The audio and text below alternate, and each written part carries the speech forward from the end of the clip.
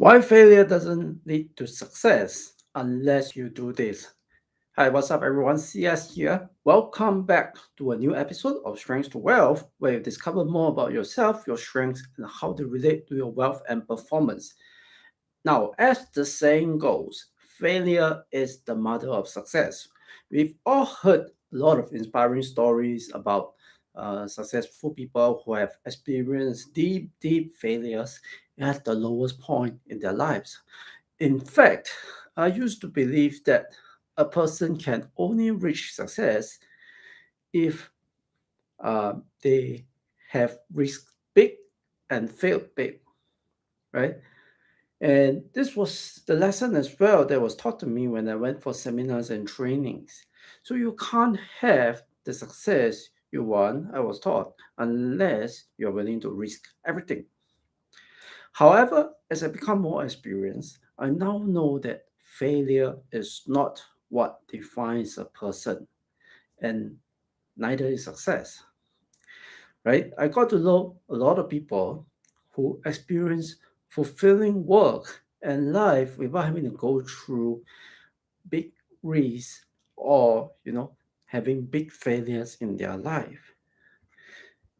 But I also got to know others who can go from one failure to another failure to another failure without ever experiencing a big win.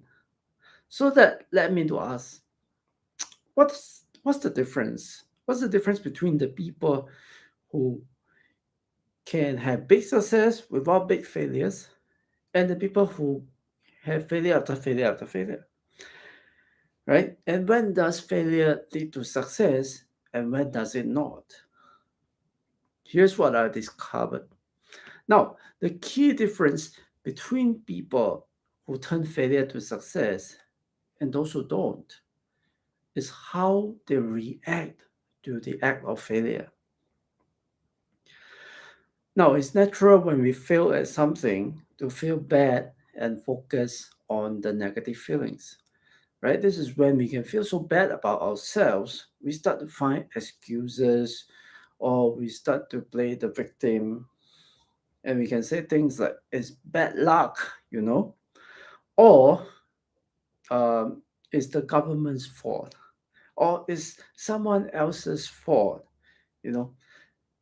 But focusing on the pain of failing is not helpful at all because it makes us feel even less like we want to do anything to improve it. After all, if it's not our fault, we don't need to improve, right? So for people who turn failure into success, they too have the same negative feelings, but instead, they chose to focus on studying what works and what doesn't.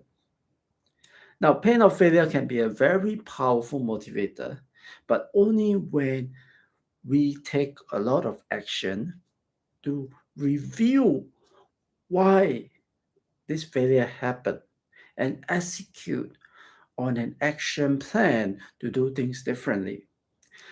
But the reason it's much easier to fail and fail again rather than to fail and reach success is because sometimes we just feel the pain of failure but don't do anything differently.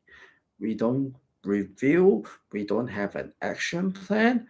That's why the next time it comes around, the results is the same. So the same cycle repeats over and over again, and we keep making the same mistakes over and over again.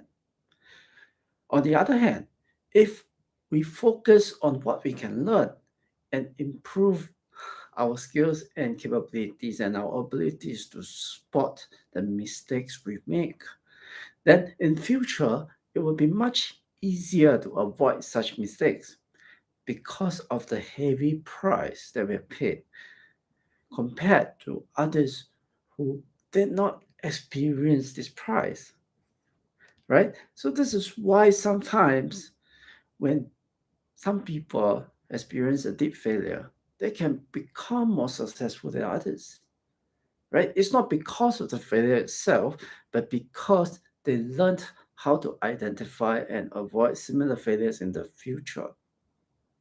And through traveling in the wrong direction, they now understand themselves and what they need to excel in their own right.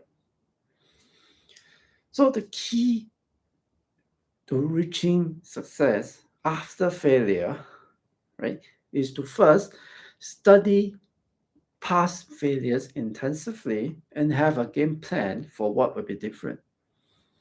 Secondly, to focus on what we can change and not on what we cannot, right? Without giving excuses, without feeling like we have to blame ourselves. And lastly, to really understand who we are, to understand what is our strengths, what is our weaknesses, and what is our path of least resistance to creating results. Do you agree with these insights? Right? Let me know what you think in the comments below. And if you're interested to find out more content like this, right, don't forget to click subscribe and click on the bell icon so that you don't miss out on any videos, right, on understanding more about yourself, your strengths, and how they relate to your performance. This is CS signing off, and I will see you in the next video.